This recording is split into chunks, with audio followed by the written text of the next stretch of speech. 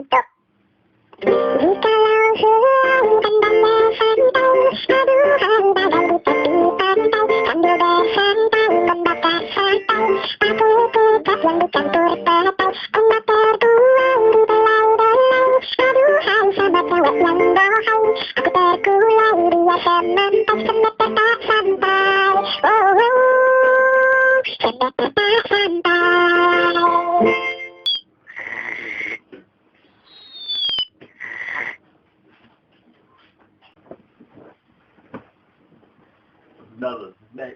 Okay. Barak Obabay. Oh, in school this night and the school this and late Namada is Mina. Oh, and this Munaya.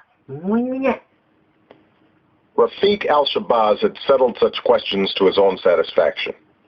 I had first met Rafiq while working with some of my leaders on setting up a job training center to serve the South Side's unemployed. He was a slight, wiry man with a goatee and a skull cap that accentuated a pair of prominent ears, a former gangbanger who had formed an organization called the Roseland Unity Coalition.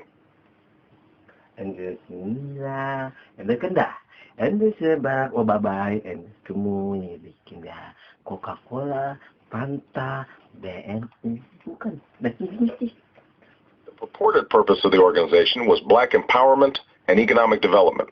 According to Rafiq, the coalition had been critical to helping Mayor Washington get elected. From what my leaders told me, however, Rafiq spent most of his time intimidating local businesses and elected officials into giving him small contracts for, quote, community outreach and other vaguely defined ventures. In fact, it was after we negotiated with the city of Chicago to open up a new job training center in the area. And this was called and this was He called me up and launched into a rapid-fire monologue. "We got to talk, Barack," he said. "What y'all trying to do with the job training needs to fit into the overall comprehensive development plan I've been working on. Can't think about this thing in isolation. Got to look at the big picture. You don't understand the forces at work out here. It's big, man. All kinds of folks ready to stab you in the back." I eventually gathered that Rafiq had an interest in having the new training center we just proposed to the city located in a certain building near his office on Michigan.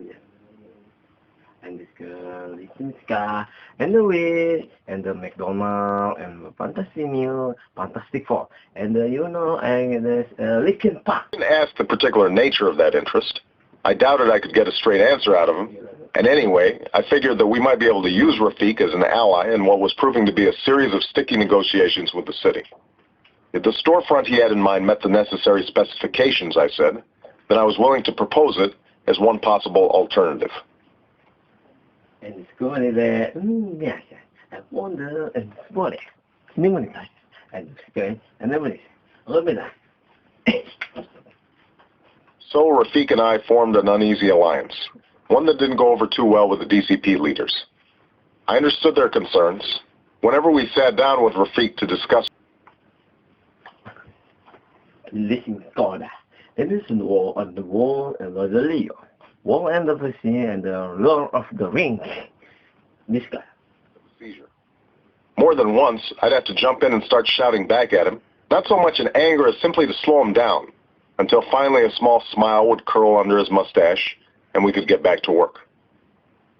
When the two of us were alone, though, Rafiq and I could sometimes have normal conversations. Over time, I arrived at a grudging admiration for his tenacity and bravado, and, within his own terms, a certain sincerity. He confirmed that he had been a gang leader growing up in the Oakdale Gardens public school.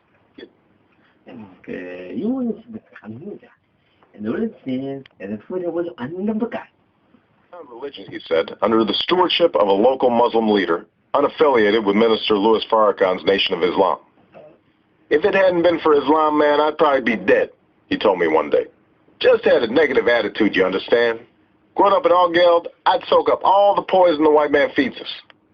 See, the folks you're working with got the same problem, even though they don't realize it yet. They spend half their lives worrying about what white folks think. Start blaming themselves for the shit they see every day, thinking they can't do no better till the white man decides they all right."